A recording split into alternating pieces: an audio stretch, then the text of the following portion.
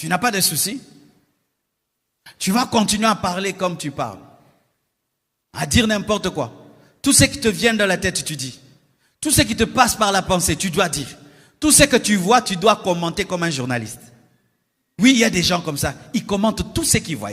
Tout ce qu'ils voient, il doit dire quelque chose sur tout. Sur tout. C'est pourquoi un chrétien, tu ne dois jamais t'asseoir au coin d'une avenue, d'une rue. Tu t'assieds seulement, tu regardes. Tu pécheras à coup sûr. C'est un lieu de péché, les coins des avenues.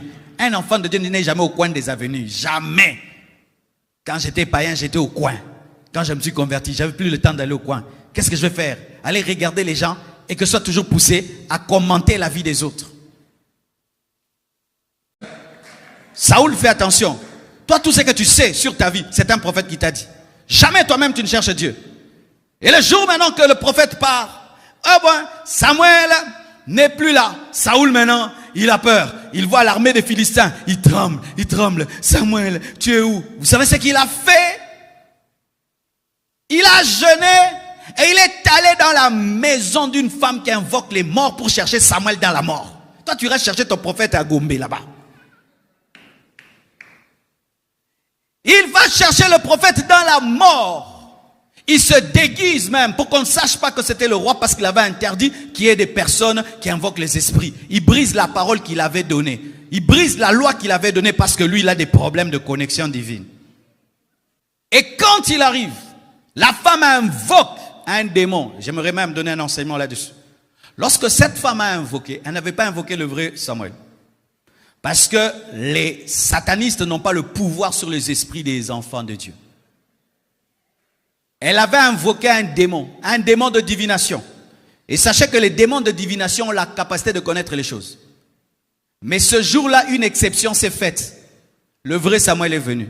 C'est pourquoi elle avait crié. Elle a eu peur. Elle dit, je vois quelqu'un qui monte comme un Dieu. Elle n'était pas habituée à ça. Ça, c'était Dieu maintenant qui est venu et la confondre Saoul. Et Samuel dit quoi?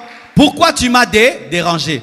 Quand tu marches dans la crainte de Dieu, tu meurs, tu vas te reposer. Tu ne vas pas en enfer. Alléluia. Tu vas te reposer. Il dit, pourquoi tu m'as dérangé? Il dit, non, c'est parce que j'ai vu les Philistins, ils sont venus là, j'ai eu peur. Il dit, oh, Dieu t'a rejeté et tu me cherches. Je n'ai rien à te dire si Dieu t'a rejeté. Un vrai prophète ne dit rien si Dieu n'a rien dit. Un vrai prophète ne bénit pas si Dieu n'a pas béni.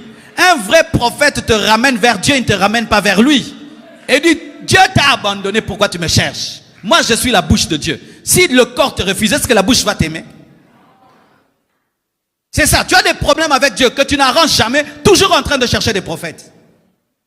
Il y a un péché que Dieu t'a dit d'abandonner, tu n'abandonnes jamais, toujours derrière des prophètes. Qui te parlent de quoi? La Bible t'a déjà dit. La Bible t'a dit que c'est un péché. Tu veux maintenant que le prophète te donne un autre verset.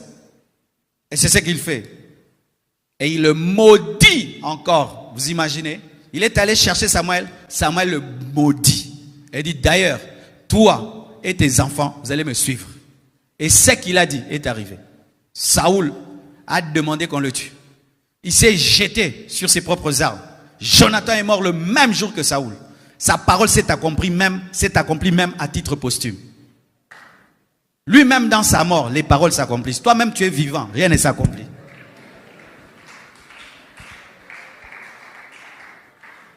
J'espère que tu ris, mais tu es triste aussi, hein? Parce qu'on commence à rire de tout dans les églises, de rigoler de tout. Comment quelqu'un, un mort, parle, ça arrive. Mort, toi tu es vivant. Tu parles, rien n'arrive. Samuel, aucune de ses paroles n'est tombée à terre. Aucune. Mais regardez ces enfants, des profanes. Ils ont vécu comme s'ils n'avaient pas un père comme Samuel. Ils ont été même la honte de leur père spirituel.